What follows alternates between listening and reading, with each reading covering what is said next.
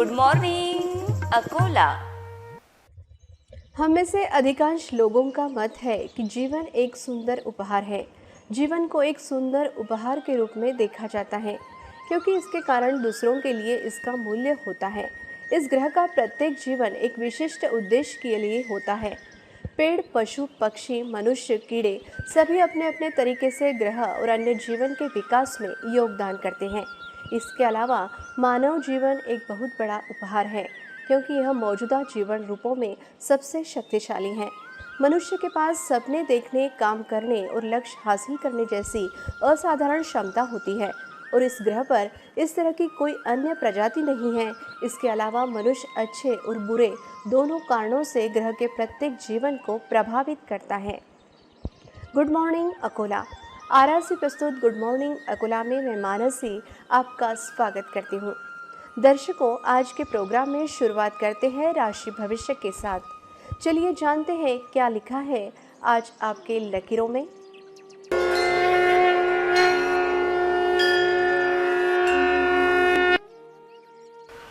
जय हो, नमस्कार। Good morning Akola में आपका स्वागत है। मैं हूं पंडित सुदर्शन शर्मा। आइए जानते हैं गुरुवार 26 मई 2022 को सितारों के संदेश हमें क्या मिल रहे हैं। सबसे पहले जानते हैं पहली राशि मेष।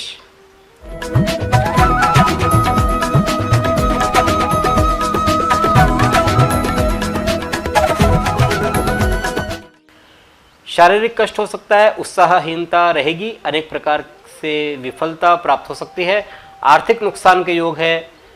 वृषभ।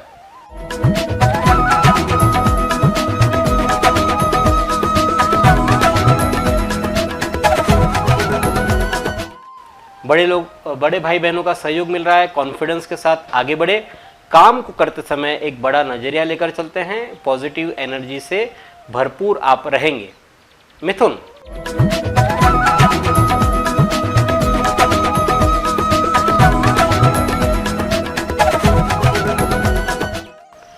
राज्य सुख मिल सकता है, राजकीय लोगों से सहयोग बढ़ेगा, विपुल धन प्राप्ति हो सकती है, नए कार्यों का मुहूर्त निकल सकता है। कर्क।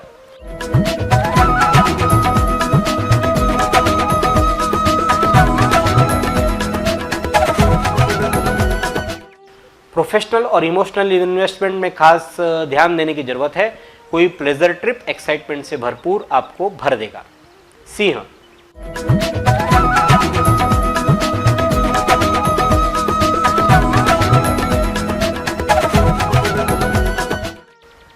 भावनाओं में न बहे, बाजार में रुपया फंसने से अर्थचक्र में व्यवधान आ सकता है, उधार लेन देन की प्रक्रिया में सावधानी बरतें। कन्या।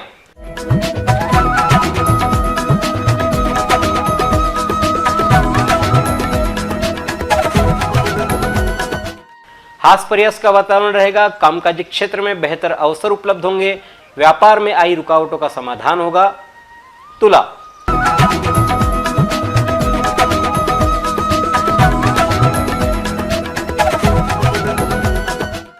वित्त प्राप्ति अच्छी, व्यवसायिक संबंध में छोटी यात्रा हो सकती है, विरोधी समझौने का प्रयास करेंगे, हरजाना आदि प्राप्ति हो सकती है। वृश्चिक।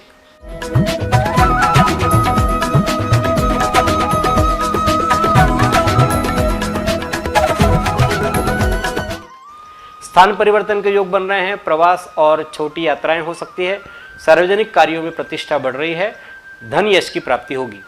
धनु।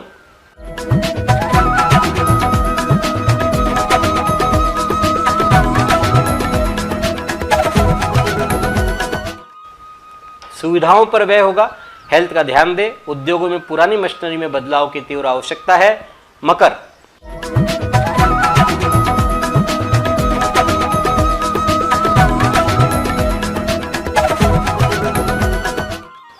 मन प्रफुल्लित रहेगा, बहुप्रतीक्षित इच्छाओं की पूर्ति हो रही है, संचार द्वारा प्राप्त समाचारों से लाभान्वित होंगे, जारी प्रयास सफल होंगे।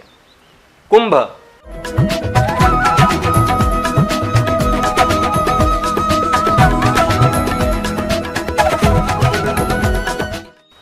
नवीन मित्रों से मेल मिलाप बढ़ रहा है, लक्ष्मी की प्राप्ति हो रही है, श्रृंगारी वस्तुएं, घड़ी, अंगूठी, छड़ी, वाद्य यंत्र आदि की प्राप्ति हो सकती है, मित्र से मिलाप भी संभव है। 12वी राशी मीन।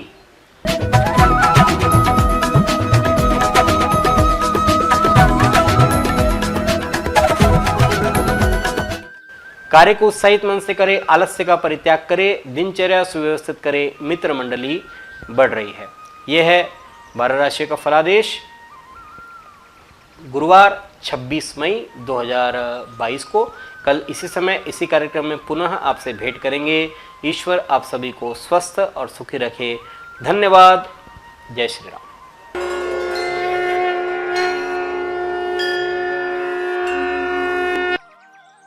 स्वामी विवेकानंद कहते हैं कि तुम मुझे पसंद करो या मुझसे नफरत, दोनों ही मेरे पक्ष में हैं, क्योंकि अगर तुम मुझको पसंद करते हो तो मैं आपके दिल में हूँ, और अगर तुम मुझे से नफरत करते हो तो मैं आपके दिमाग में हूँ, पर रहूँगा आपके पास ही। दर्शकों, अभी आपने देखा आज का राशि भविष्य। अब वक्त हो चला है आज के दिन विशेष का। सन 1950 साली ब्रिटन देशाने पेट्रोलच्या खरेदीसाठी राशन कार्डच्या सक्तीचा कायदा रद्द केला। सन 1973 साली बहारीन देशाने संविधान स्वीकारले।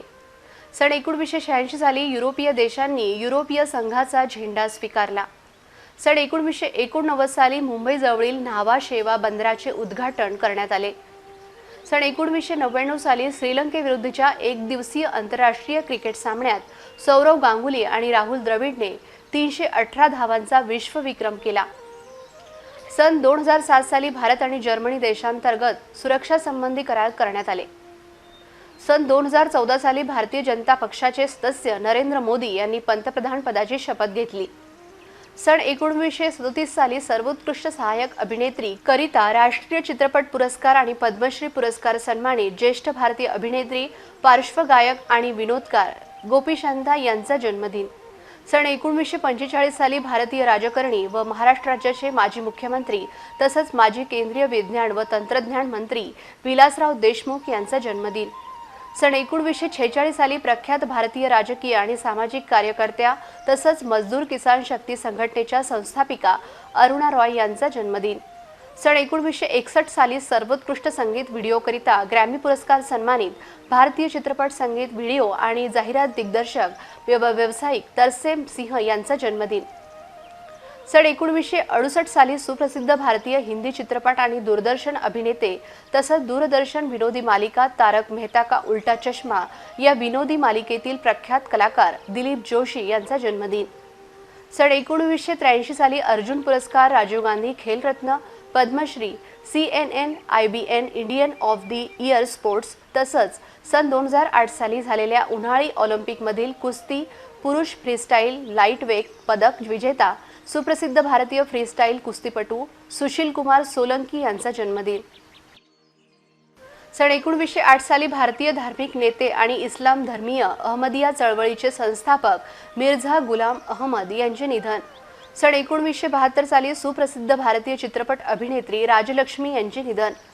सन 2014 साली भारतीय राज्य केरळमधील पठाण मथिट्टा जिल्ह्यातील मालंकारा ऑर्थोडॉक्स सिरियन चर्चचे धर्मगुरू कॅथोलिक बेसिलियोस मार्थोमा डिडिमॉस पहिले यांचे निधन। सन 2017 साली पद्मश्री पुरस्कार सन्मानित भारतीय पोलीस सेवा अधिकारी आणि पंजाब राज्याचे माजी पोलीस महासंचालक कंवरपाल सिंह गिल यांचे निधन। दिन में कम से कम एक बार खुद से बात ज़रूर करें, वरना आप और दुनिया के बेहतरीन इंसान से नहीं मिल पाएंगे। दर्शकों, अभी हमने आपको दिन विशेष सुनाए। अब वक्त हो चला है छोटे से ब्रेक का, फिर यही मिलेंगे एक छोटे से ब्रेक के बाद। झाला सूर्योदय, झाली पहाट, चला RRC संगे करू नव दिवसाची सुरुवात। Good morning Akola. बेरोजगारांचा आशेचा किरण RRC जॉब अलर्ट, लोकल ते global job alert. City channel देईल अचूक माहिती। RRC अकॅडमीच्या माध्यमातून घरच्या घरी किंवा तुमच्या मोबाईलवर इंग्लिश स्पीकिंग क्लास। प्रगतीचे लक्ष्य माझे, ध्येयासाठी धावपळ, सुखी असावा कास्तकार माझा, संगे RRC अन्नदात्याचे मार्गदर्शन। सकाळी करू योग अभ्यास, आरोग्याचा मंत्र जपूया, रोज सकाळी उठून योग नवा करूया, निरोगी जीवनासाठी आवश्यक योगाभ्यास। तज्ञ योग गुरूंचे मार्गदर्शन केवळ गुड मॉर्निंग अकोला या कार्यक्रमात। ठेवेल तुमचे आरोग्य निरोगी. कोरोना संकटानंतर प्रत्येकाची हेल्थ झाली आहे वेल्थ. सिटी चॅनल घेईल तुमच्या आरोग्याची काळजी केवळ गुड मॉर्निंग अकोला या कार्यक्रमात.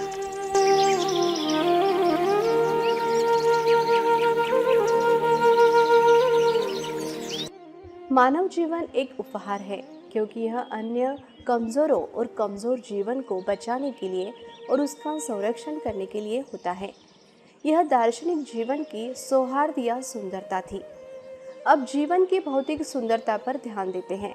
मनुष्य को असाधारण रूप से निपुण अंगों और कुशल मस्तिष्क के साथ बनाया गया है, जिससे उन्हें दूसरों से श्रेष्ठ माना जाता है. इन शक्तियों की वास्तविक सुंदरता जीवन के सभी अच्छे कारणों से कितने जीवन को प्रभावित करता है, यह उस पर निर्भर करता है. ब्रेक के बाद फिर एक बार आप सबका स्वागत है. दर्शकों, योग से इंसान स्वस्थ रहता है और रोगों से दूर रहता है. तो चलिए अब सीखेंगे योग श्रद्धा मोकाशी मैडम के साथ. हरिओम तत्सत. तर आता ताडासन, तिर्यक ताडासन, कटी चक्रासन झाल्यानंतर सूर्य नमस्कारचा अभ्यास करायचा आहे. तो तुम्हाला स्पेशल वेगळ्या एका सेशनमध्ये शिकवणार आहे. त्यानंतर प्राणायामाचा अभ्यास करायचा आहे.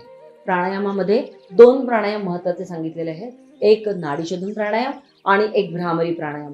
हे दोन्ही प्राणायाम सुद्धा वेगवेगळे तुम्हाला शिकवलेले आहेत. तर आपण आज थोडा त्याचं प्रात्यक्षिक करून दाखवूया. नाडी शोधन प्राणायाम करण्याकरता उजव्या हाताची नासाग्र मुद्रा लावायची आहे आणि पहिली जी 2 बोटं ही कपाळावर ठेवायची. अनामिका आणि अंगठा यांनी डावी उजवी नासिका बंद करणे उघडण्याचं काम करायचं आहे. डावीने घ्यायचं आहे, उजवीने सोडायचा, उजवीने घ्यायचा आणि डावीने सोडायचा. ही नाडी शोधन प्राणायामची प्राथमिक स्टेज आहे. याच्यानंतर कुंभक आपल्याला त्याच्यामध्ये जोडायचं आहे. अंतरकुंभक आणि बहिर्कुंभक ते कसे जोडायचे ते पण आपण नंतर शिकूया.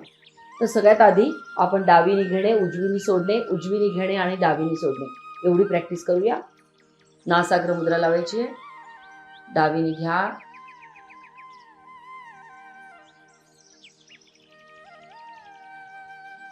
उजवीने सोडा,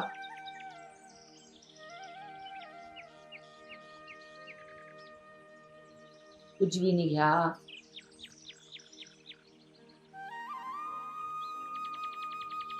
आणि डावीने सोडा.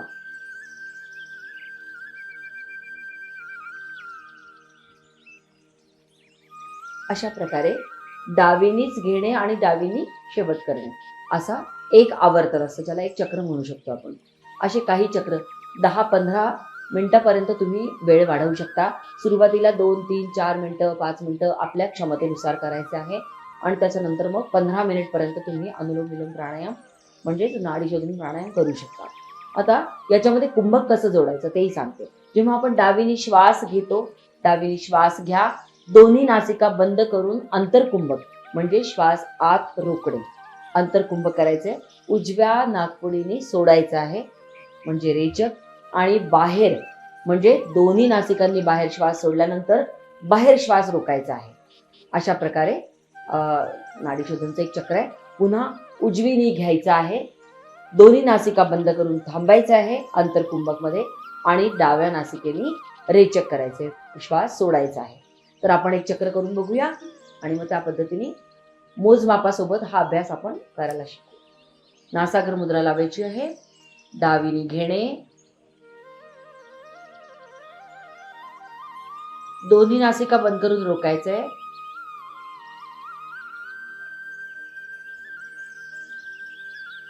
उजवीने सोडणे,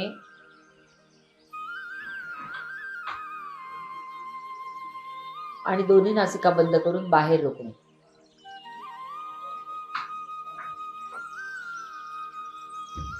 पुन्हा उजवीने घेणे, दोन्ही नासिका बंद करून थांबणे,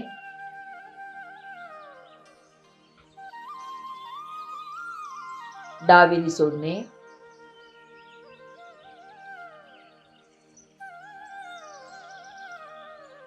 आणि रिलॅक्स. अशा पद्धतीने ह्या प्राणायामामध्ये आपण मोजमाप जोडू शकतो. जसे की 5 सेकंद श्वास घेणे, 5 सेकंद रोखणे, 5 सेकंद उजव्या नासिकेने सोडणे आणि 5 सेकंद बाहेर रोखणे, म्हणजे अंतर्कुंभक आणि बहिर्कुंभक. तर ह्याच्यामध्ये एकास एक असं आपण प्रमाण घेतलेलं आहे. हे प्रमाण आपल्याला हळूहळू वाढवायचं आहे. जसं जसं आपण प्रॅक्टिस करत जाऊ, जसं जसं सराव करत जाऊ, तर डावीने घेताना 5 सेकंद घ्यायचा, 10 सेकंद रोकायचा, 10 सेकंद सोडायचा आणि 5 सेकंद बाहेर रोकायचा. म्हणजे एकास 2, दोनास 2 आणि 1 असं हे प्रमाण. याच्यामध्ये आपण एकास 4 असं प्रमाण सुद्धा घेऊ शकतो. आपल्या शारीरिक क्षमतेला ओळखून आपली कुंभक करण्याची क्षमता किती आहे हे बघून आपल्याला हा प्राणायाम शिकायचा आहे. यानंतरचा प्राणायाम आहे भ्रामरी प्राणायाम. भ्रामरी म्हणजे हे नावच भ्रामरी असं आहे की भ्रमराप्रमाणे, भ्रमरामुळे या भ्रामरीला भ्रामरी प्राणायाम असं नाव पडलेलं आहे. भ्रमर जशा प्रकारे गुंजन करतो तशा प्रकारे आपल्याला रेचक करताना गुंजन करायचं आहे, प्रश्वास करताना गुंजन करायचं आहे. हा प्राणायाम सुद्धा तुम्हाला वेगळा आम्ही याच्या आधी शिकवलेला आहे, तर तुम्ही तो एपिसोड परत पाहू आणि तो अभ्यास पुन्हा शिकू शकता.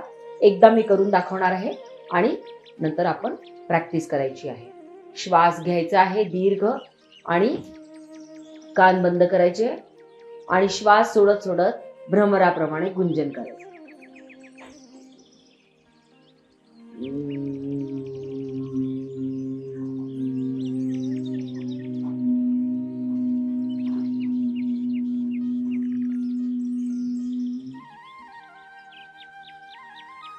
हळूच हात खाली आणायचे.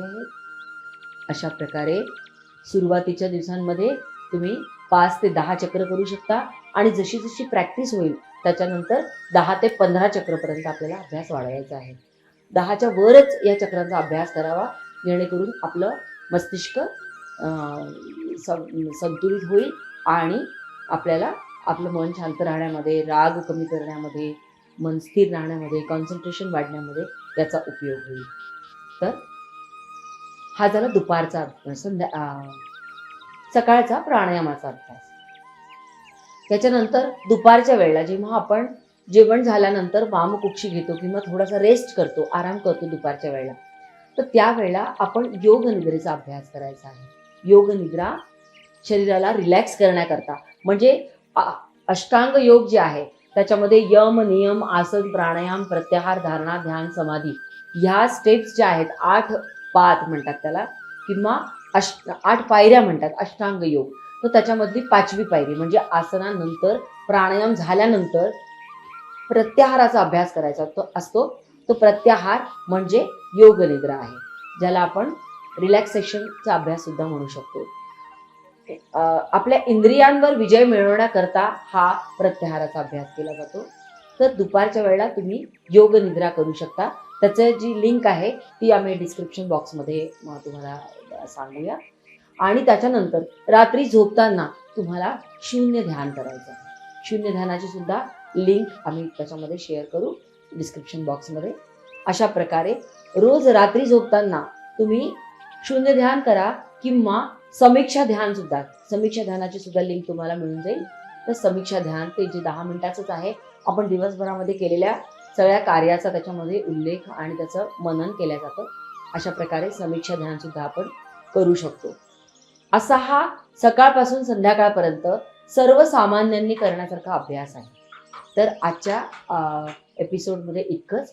उद्याला आपण नवीन काय गोष्टी शिकता येतील किंवा नवीन स्ट्रेस करता किंवा BP करता किंवा लहान मुलांकरता काय अभ्यास केला पाहिजे तो आपण नेक्स्ट एपिसोडमध्ये शिकणार आहोत. तर आजच्या पुरतं एवढंच. हरिओम तत्सत. समय के साथ साथ जीवन बढ़ता है और अधिक प्रमुख हो जाता है. प्रत्येक वर्ष बीतने के साथ ही बच्चे समझदार और बड़े हो जाते हैं और वो जल्द ही एक स्मार्ट युवा हो जाते हैं. अन्य जीवन रूपों के साथ भी ऐसा ही होता है. यहाँ बहुत सारी नई चीज़ें हैं और सभी अनुभव बढ़ने के साथ साथ ही सीखते हैं. इसलिए यह कहना गलत नहीं होगा कि जीवन विकास और अनुभवों की यात्रा है और सभी को समझदार और मूल्यवान बनाने के लिए है. दर्शकों, अभी हमने श्रद्धा मोकाशी मैडम के साथ योग सीखा. अब सीखेंगे इंग्लिश प्राध्यापिका कीर्ति सराफ मैडम के साथ.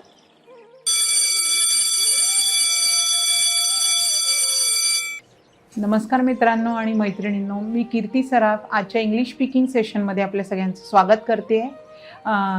Hello everyone, this is Kirti Saraf and I would like to welcome you in today's English speaking session. मित्रांनो, आपण मागच्या भागामध्ये प्रिपोजिशन शिकलो होतो, इन, ऑन आणि ॲट.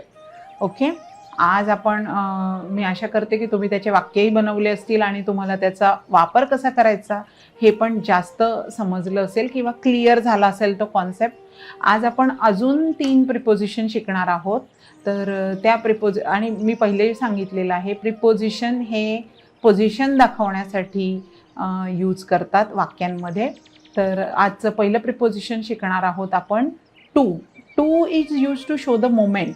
जेव्हा एका व्यक्तीची दुसरीकडे मोमेंट होते, वस्तूची मोमेंट होते, प्राण्यांची मोमेंट होते, तर तेव्हा टू हे यूज करतात. फॉर एक्झाम्पल, चला वाक्य बनवूया टू यूज करून, तुम्हाला ते जास्त समजेल मग. तर मॉम गोज टू ऑफिस. आई ऑफिसला जाते. I went to the market. मी मार्केटला गेली होती. Grandpa goes to the weekly bazaar. Weekly bazaar म्हणजे आठवड्या बाजारात. ग्रँडफादर म्हणजे ग्रँडपा और ग्रँडफादर मीन्स आजोबा. आजोबा आठवडे बाजारात गेले. I transfer the amount to your account. मी जी अमाऊंट होते, पैसे होते, ते तुझ्या अकाउंटला ट्रान्सफर केले.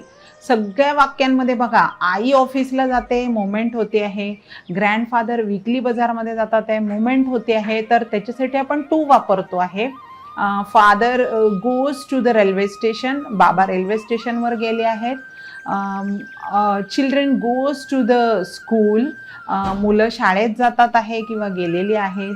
I am going for the morning walk. Going for the morning walk, मी मॉर्निंग वॉकला जाते आहे. फॉर यूज केलं तर फॉर हे पण प्रिपोजिशन आहे, पण ते आपण नेक्स्ट याच्यामध्ये शिकणार आहोत. सध्या आपण टू बद्दल शिकूया. I transfer the amount to your account. मी अमाऊंट तुझ्या अकाउंटवर ट्रान्सफर केलेला आहे. Then give this message to Riya. हा मेसेज रियाला द्या. Give the bouquet to Sachin. हा जो बुके आहे, फुलांचा गुच्छ आहे, तो सचिनला द्या. Then pass this plate to the aunt. ही प्लेट जी ती आंटकडे पास कर. सगळीकडे मोमेंट दिसते आहे.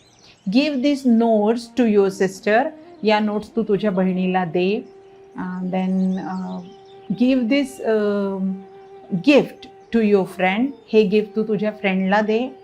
Okay. Give this money to your father. हे तू तुझ्या वडिलांना दे. Give this application to your class teacher. ही अप्लिकेशन तू तुझ्या क्लास टीचरला दे. Give this message to your boss. तू तुझ्या बॉसला हा मेसेज दे. तर मित्रांनो, सगळीकडे मुवमेंट होते, व्यक्तीची मुवमेंट होते, मेसेजची होते आहे, पैशांची होते. तर त्याला दर्शवण्यासाठी इंग्लिशमध्ये आपण टू हे प्रिपोजिशन वापरतो. आता नेक्स्ट जे प्रिपोजिशन आहे, खूप सोपं प्रिपोजिशन आहे, बिफोर. बिफोर म्हणजे च्या आधी, से पहले. कोई चीज़ से पहले अगर कोई चीज़ होती है तो उसको हिंदी में, इंग्लिश में यूज़ करते हैं बिफोर. 99 comes before 100. 99 हे 100च्या पहिले येतात. Monday comes before Tuesday. सोमवार हा मंगळवारच्या पहिले येतो. You should reach office before 9 o'clock. तुम्ही ऑफिसला 9च्या पहिले पोहोचलं पाहिजे. You should not come to the school before 1 hour. 1 तासाच्या पहिले तुम्ही स्कूलमध्ये येऊ नका. Yes, because the gate will not be open. Gate open नसेल. You should reach the interview before 30 minutes. तुम्ही इंटरव्ह्यूला 30 minutes आधी पोहोचले पाहिजे. Children should be present in the exam hall before 15 minutes. जे स्टुडंट आहे ते एक्झाम हॉलमध्ये 15 मिनिट आधी हजर हवेत. Student should be present in the exam hall before 15 minutes. Before म्हणजे च्या आधी. He comes to the railway station before me. तो माझ्या आधीच रेल्वे स्टेशनवर पोहोचलेला होता किंवा गेलेला होता. The train comes before time. The train comes before time म्हणजे ट्रेन वेळेच्या आधीच आलेली होती. येस, तर बिफोर म्हणजे च्या आधी. He comes before me. तो माझ्या आधीच आला. Yes. You should wake up before 6 AM. तुम्ही 6च्या आधीच उठलेले हवे. ओके, सो बिफोर म्हणजे च्या आधी.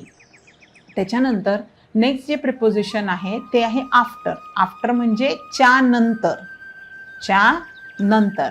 तर मग आपण पुन्हा जसं आपण बिफोरचे वाक्य बनवले तसे आता आपण काय असतं त्यानंतर.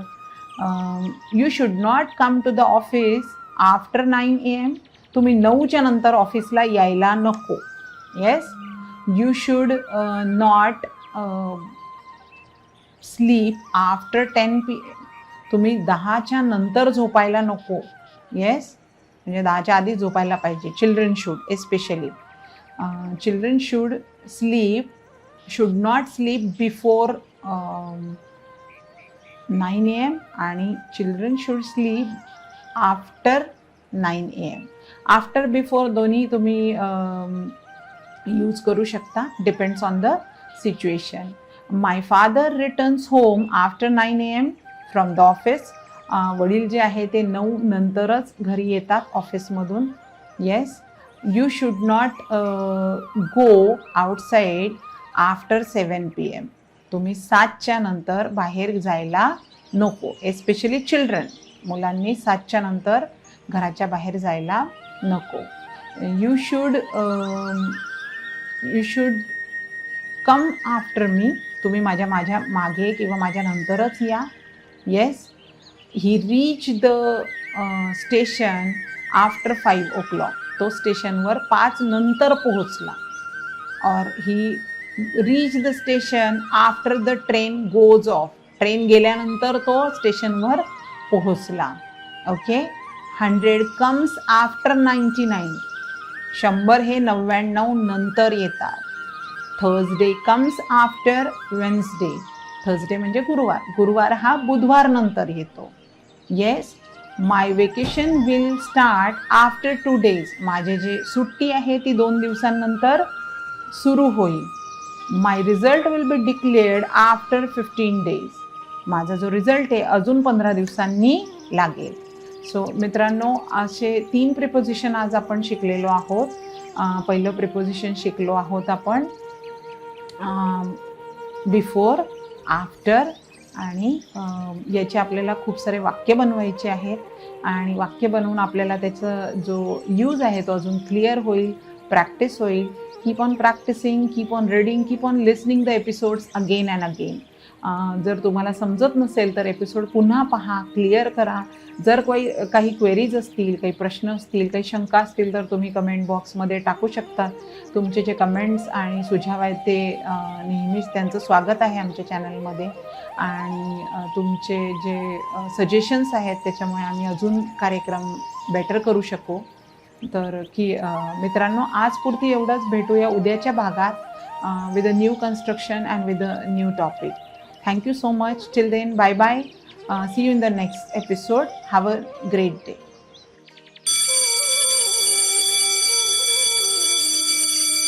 हमारे विचार चीज़ों को खूबसूरत या बदसूरत बनाते हैं. सारी दुनिया हमारे मन में ही है, इसलिए चीज़ों को नई रोशनी में सकारात्मकता से देखना सीखें.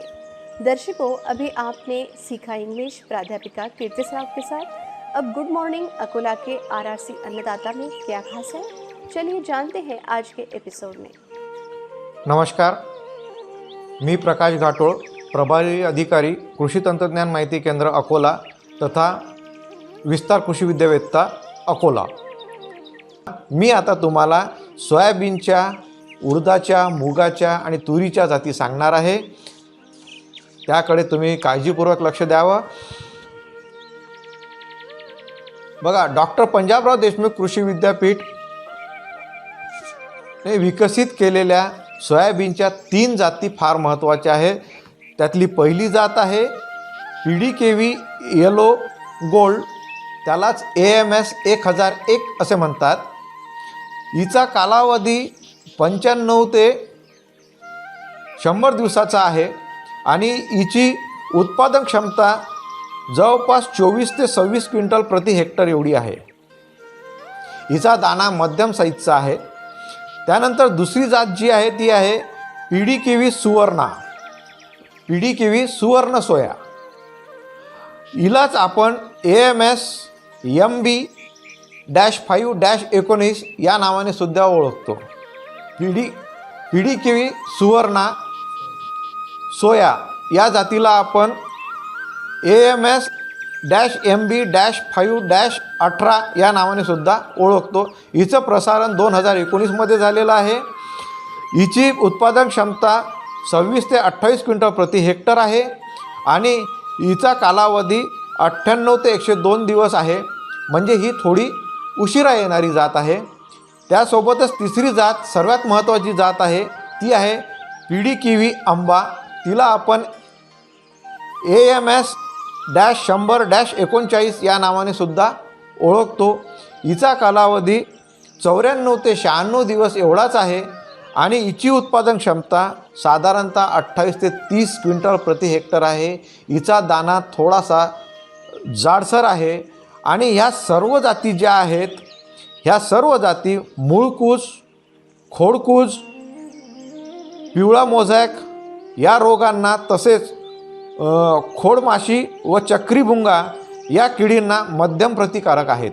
त्यामुळे आमचं आव्हान असेल तुम्हाला की आपल्या विदर्भ साठी आपण या सोयाबीनच्या 3 जातींचा उपयोग करावा. त्यानंतर तुरीमध्ये सर्वात महत्त्वाची जात आहे PKV तारा.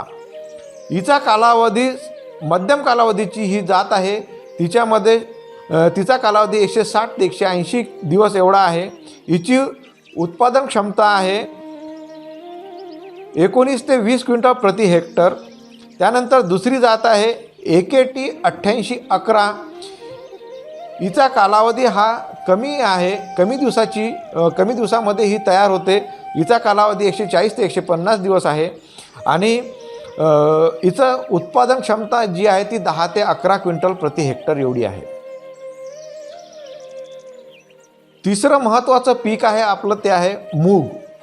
मुगामध्ये पहिली जात आम्ही तुम्हाला शिफारस करतो ती आहे PKV मूग 8802. हिचा कालावधी 61 ते 63 दिवस असून हिची उत्पादन क्षमता 10 ते 11 क्विंटल प्रति हेक्टर एवढी आहे. दुसरी आहे PKV ग्रीन गोल्ड. ही 64 ते 72 दिवसामध्ये तयार होऊन हिची उत्पादन क्षमता तुम्हाला जवळपास 10 ते 12 क्विंटल प्रति हेक्टर एवढी येऊ शकते. तिसरी जात आहे PKV AKM-4. हिची कालावधी 65 ते 70 दिवस असून हिची उत्पादन क्षमता 9 ते 10 क्विंटल प्रति हेक्टर आहे. आता चौथं आणि महत्त्वाचं पीक आपलं उडीद. उडीदामध्ये 3 व्हेरायटी डॉक्टर पंजाबराव देशमुख कृषी विद्यापीठाने शिफारसीत केलेल्या आहेत. त्यातली पहिली जात आहे PDKV ब्लॅक गोल्ड. तिलाच आपण AKU 10-1 या नावाने सुद्धा ओळखतो. हिचा कालावधी 75 ते 80 दिवसाचा असून हिची उत्पादन क्षमता 15 ते 16 क्विंटल प्रति हेक्टर आहे. दुसरी जात आहे PKV उडीद -15. हिचा कालावधी 65 ते 72 दिवस असून उत्पादन क्षमता ही 10 ते 12 क्विंटल आहे.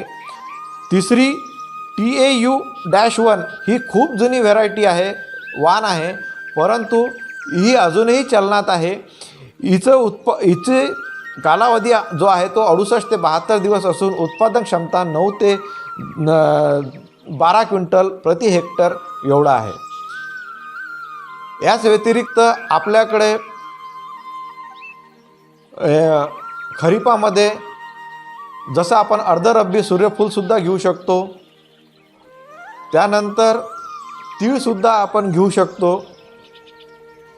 जर का चांगली पाण्याची सोय असेल तर आपण खरीप भुईमुगसुद्धा आपण घेऊ शकतो.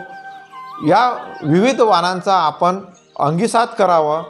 आणि शेतकरी बांधवांना अजून एक आव्हान असे आहे की दरवर्षी एकच पीक, म्हणजे जर का आपण सोयाबीन लावत असेल तर सोयाबीन असं 3 वर्ष न लावता त्याच्याऐवजी सोयाबीनच्या ऐवजी ज्वारी किंवा आपलं दुसरं कुठलं पीक आपण त्या शेतामध्ये घ्यावं. पिकांची फेरफालट करावी जेणेकरून आपल्या जमिनीची सुपीकता आपण कायम ठेवता आली पाहिजे. डॉक्टर पंजाबराव देशमुख कृषी विद्यापीठ अंतर्गत कृषी तंत्रज्ञान माहिती केंद्र अकोला हे विस्तार शिक्षण संचालनालयाच्या अंतर्गत कार्यरत आहे आणि या संचालनालयाच्या मार्फत काही प्रकाशने इथे दरवर्षी केल्या जातात. त्यातलं सर्वात महत्त्वाचं प्रकाशन आहे कृषी संवादिनी 2022.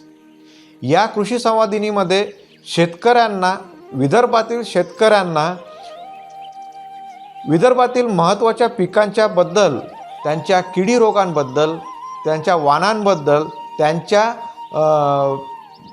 पेरणीपासून तर काढणीपर्यंत कुठल्या प्रकारचं पद्धतीचं आपण हे करायला पाहिजे त्याबद्दल सर्व माहिती, त्याचप्रमाणे खताचं प्रमाण किती द्यावं याबद्दल माहिती या कृषी संवादिनीमध्ये असल्यामुळे आणि हिची किंमत मात्र 155 रुपये एवढी विद्यापीठाने ठेवलेली आहे.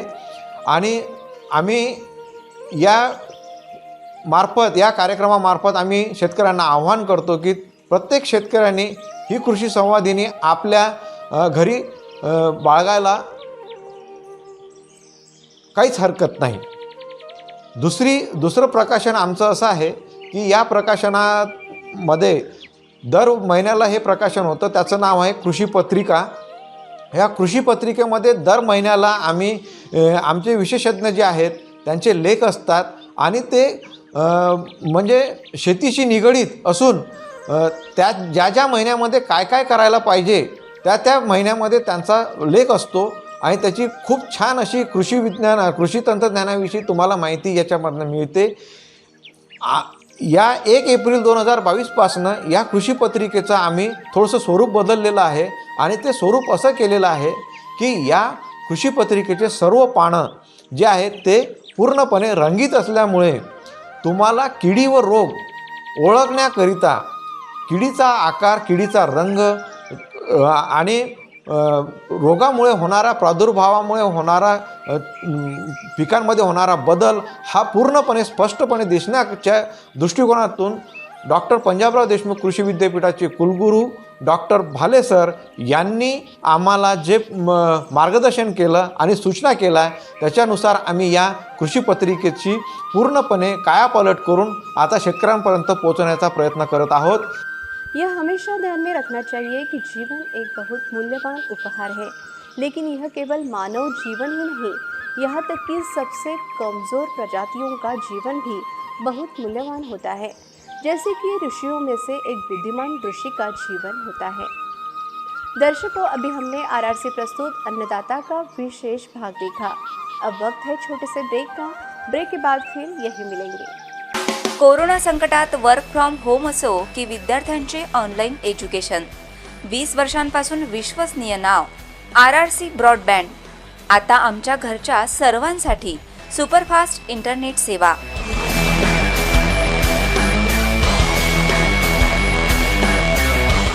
24 तास मिळवा 100 MBPS ची स्पीड. RRC broadband.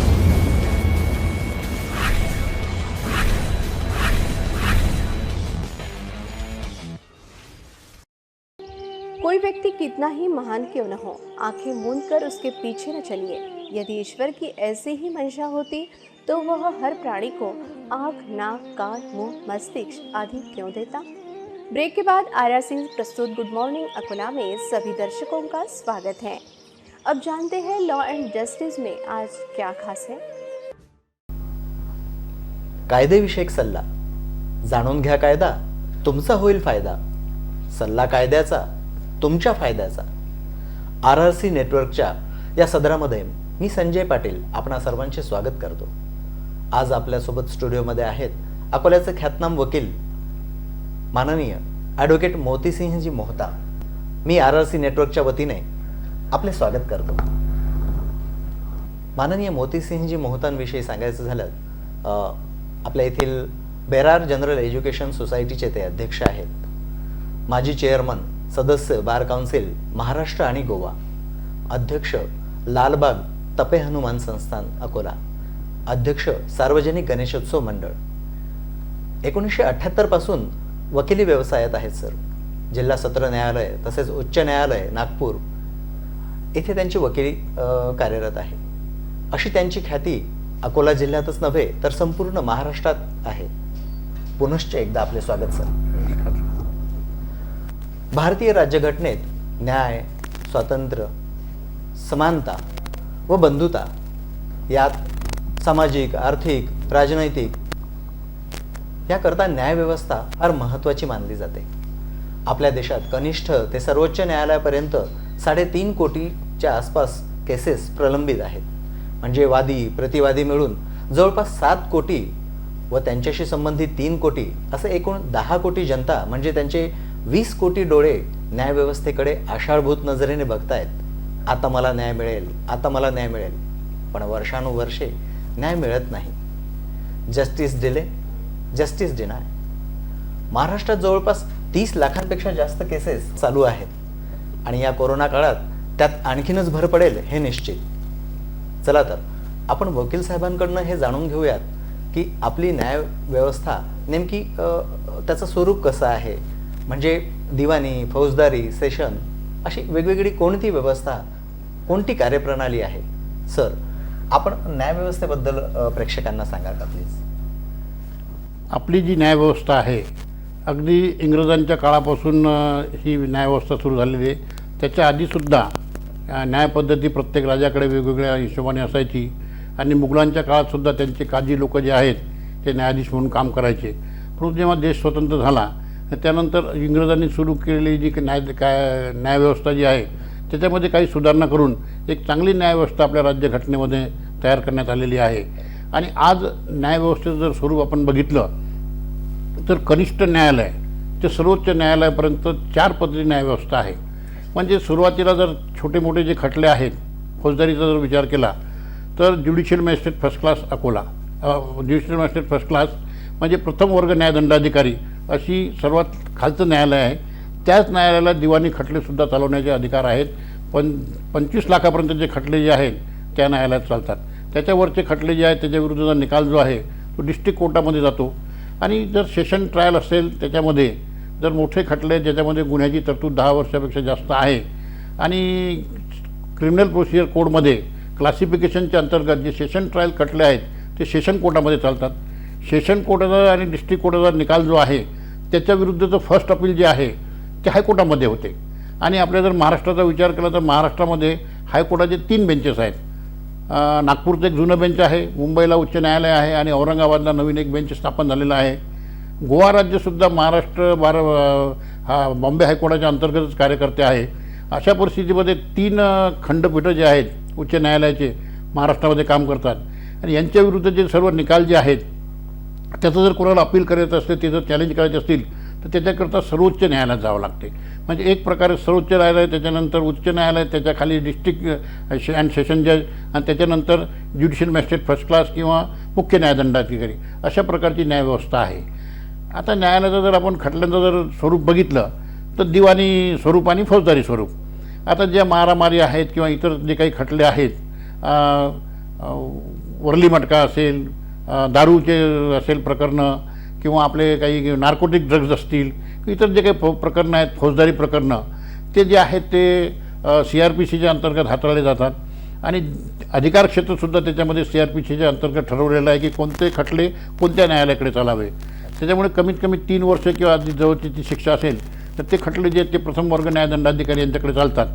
काही खटले 7 वर्षापर्यंत शिक्षा जी असेल ते काही चीफ ज्युडिशियल मॅजिस्ट्रेटकडे चालतात. आणि जे सेशन ट्रायल खटले क्लासिफिकेशनमध्ये दिलेले असतील CRPCमध्ये ते सेशन्स कोर्टामध्ये चालतात. आणि आज अकोला जिल्ह्याचा जर विचार केला तर इथे अकोला जिल्ह्यात एक सेशन्स कोर्ट आहे आणि अकोटलासुद्धा एक सेशन कोर्ट स्थापन झालेलं आहे. एक ॲडिशनल सेशन कोर्ट तिथे आहे. काही खटले अकोट आणि तेलारा तालुक्यातले खटले तिथे चालतात आणि अकोला जिल्ह्यातले आणि अकोला जिल्ह्यातले उर्वरित जे तालुके आहेत त्याचे खटले अकोला इथे चालतात. तर अशा प्रकारे न्यायव्यवस्था जी आहे त्याच्या आणि दिवाणी खटल्याचा सुद्धा तोच प्रकार आहे. सिव्हिल जज सिनियर डिव्हिजन, दिवाणी न्यायाधीश वरिष्ठ स्तर नावाचं एक संकल्पना आहे. आणि त्या न्यायालयामध्ये कितीही कोटीचा खटला असेल, 100 कोटीचा जरी खटला असला तरी तो तिथे जो आहे त्या न्यायालयामध्ये चालतो. आणि त्या न्यायाधीशाला ते खटले चालवण्याचा अधिकार आहे. आता नुकतंच आपल्या यांनी सेंट्रल गव्हर्नमेंटनी कमर्शियल न्यायालयाची स्थापना केलेली आहे, म्हणजे व्यावसायिक न्यायालय असं स्थापन केलेलं आहे. आणि जे काही देणघेण्याचे व्यवहार मोठे खटले जे असतील ते डिस्ट्रिक्ट कोर्टाला अधिकार दिलेले आहेत आणि कमर्शियल कोर्ट म्हणून तिथे खटले चालतात. तर अशा प्रकारे एक प्रकारे चांगली व्यवस्था जी आहे या देशामध्ये तयार झालेली आहे. डॉक्टर बाबासाहेब आंबेडकरांनी जी कॉन्स्टिट्यूशन लिहिली त्या घटनेच्या अंतर्गत न्यायव्यवस्था जी आहे एवढी मजबूत करून ठेवलेली आहे की त्याच्यामध्ये सहसा ज्युडिशियल ॲक्टिव्हिटीजमध्ये कोणाचाही इंटरफेअर होत नाही. विशेषतः राजकारणी लोक असतील किंवा इतर कोणाचाही त्यांच्यामध्ये इंटरफेअर होत नाही. स्वतंत्र अशी न्यायव्यवस्था आपली आहे आणि जगामध्ये सर्वात वाखाणण्याजोगी आणि ज्याला आपण म्हणू शकतो की सर्वोच्च अशी न्यायव्यवस्था या आपल्या देशामध्ये आहे आणि लोकशाहीचा तिसरा आधारस्तंभ म्हणून आपल्या देशातली न्यायव्यवस्था ओळखली जाते. अगदी बरोबर. त्याचंच कारण आहे की जेव्हा केव्हा वाद होतात तेव्हा नागरिक एक दुसऱ्यांना वाद करणारे म्हणतात की बघून घेईल कोर्टात, म्हणजे त्यांचा न्यायव्यवस्थेवर इतका विश्वास असतो. अगदी बरोबर. सर, मला आपणाला असं विचारायचं आहे की आपल्या देशात फार महत्त्वाचा आजपर्यंत समजला जाणारा असे बरेचसे खटले असतील, भगतसिंग असतील, राजगुरू, त्यानंतर स्वातंत्र्यवीर सावरकर किंवा अलीकडच्या काळात स्वातंत्र्यानंतरच्या काळात असे काही खटले असतील की जे भारतामध्ये खूप गाजलेले खटले म्हणून मानले जातात. तर असाच एक खटला मला आठवतोय की जून 1975ला गाजलेल्या हायकोर्टामधील जस्टिस जगमोहन सिन्हा यांनी निकाली काढलेला देशाच्या भूतपूर्व प्रधानमंत्री यांनी रायबरेली मतदारसंघातून जिंकलेली निवडणूक रद्द ठरवण्याची याचिका राजनारायण यांनी केली होती. या याचिकेबद्दल थोडंसं आपण प्रेक्षकांना सांगावं अशी माझी इच्छा आहे. या देशामध्ये पीपल्स रिप्रेझेंटेटिव्ह ॲक्ट आहे आणि त्याच्या अंतर्गत विधानसभा आणि लोकसभेच्या निवडणूक होतात आणि त्याच्याच अनुसरून जिल्हा परिषद पंचायत समिती त्यासाठी सुद्धा वेगवेगळ्या निवडणुकीच्या पद्धती त्याच्यामध्ये त्या ॲक्टमध्ये विलेज पंचायत ॲक्ट असेल त्याच्यामध्ये त्याची तरतूद केलेली आहे. आणि पीपल रिप्रेझेंटेटिव्ह ॲक्टच्या अंतर्गत एक कोड ऑफ कंडक्ट दिलेला आहे आणि त्या ज्याला आपण आचारसंहिता म्हणतो, त्या आचारसंहिता निवडणुकीची आचारसंहिता असते आणि त्या आचारसंहितेच्या अंतर्गत तुम्हाला प्रचार प्रसार वगैरे सर्व गोष्टीचं जे आहे ते करावं लागते. तर रायबरेली मतदारसंघामध्ये 1971 साली इंदिरा गांधी निवडून आल्या आणि त्यांच्या विरुद्ध राजनारायण जे आहेत ते लढले होते आणि ते निवडणूक हारले. तेव्हा राजनारायणांनी अलाहाबाद उच्च न्यायालयामध्ये खटला दाखल केला आणि त्यांनी असं त्या खटल्यामध्ये म्हटलं होतं, त्यांचं म्हणणं होतं की स्वर्गीय इंदिरा गांधी तत्कालीन पंतप्रधान यांनी त्यांच्या निवडणुकीमध्ये गैरमार्गाचा अवलंब केला. मतदारांना आमिष दाखवून त्यांनी ती निवडणूक जिंकली आणि त्याच्यामुळे त्यांची निवडणूक रद्दबातल करण्यात यावी. त्याचं हिअरिंग झालं, त्याचे पुरावे झाले आणि त्याच्यानंतर जून 1975मध्ये अलाहाबाद उच्च न्यायालयाच्या न्यायाधीश होते जस्टिस जगमोहन सिन्हा यांनी असा निकाल दिला की या देशाच्या पंतप्रधानांनी स्वतःच्या निवडणुकीमध्ये गैरमार्गाचा अवलंब केला आणि म्हणून मी त्यांची निवडणूक रद्दबातल करीत आहे. म्हणजे या देशाच्या पंतप्रधानाची निवडणूक रद्दबातल करण्याची हिंमत जी आहे, न्यायनिवाडा जो आहे या देशाच्या न्यायव्यवस्थेने दिलेला आहे. त्याच्यामुळे मला असं या निमित्ताने सांगू इच्छितो की आपली जी न्यायव्यवस्था आहे ही सर्वोच्च न्यायव्यवस्था आहे. आता तुम्ही जर महाराष्ट्रातले वेगवेगळे खटले जर बघितले असतील तर अंतुले साहेब पायउतार झाले. स्वर्गीय अंतुले मुख्यमंत्री असताना त्यांच्याविरुद्ध काही प्रकरण गेलं हायकोर्टामध्ये, त्यांना ते राजीनामा द्यावा लागला. त्याच्यानंतर शिवाजीराव निलंगेकर होते, ते मुख्यमंत्री होते, त्यांच्या काहीतरी मुलीचं प्रकरण आलं पेपरचं, ते हायकोर्टामध्ये गेलं, त्यांनासुद्धा हे द्यावं लागलं, राजीनामा द्यावा लागला. नुकतं आता सध्याचं जर उदाहरण घेतलं तर आता परमवीर सिंगची याचिका मुंबई उच्च न्यायालयाने निकाली काढताना CBIला डायरेक्शन दिले की या देशाची या महाराष्ट्राच्या गृहमंत्र्याची न्यायालयीन चौकशी व्हावी CBIच्या मार्फत. अगदी बरोबर. आणि म्हणून त्यांनासुद्धा राजीनामा द्यावा लागले. तर एक प्रकारे जिथे काही गैरप्रकार घडत असतील या देशामध्ये त्याच्या संबंधामध्ये लोकांचे हक्क जे आहेत ते अबाधित ठेवण्याचं काम जे न्यायव्यवस्था करत असते. अगदी बरोबर. मला असं वाटतं आपल्या देशामध्ये या न्यायव्यवस्थेमुळे जनसामान्यांचं जीवन सुरळीत जात आहे. सर, मला फक्त एक असा आपल्याला प्रश्न असा विचारायचा आहे की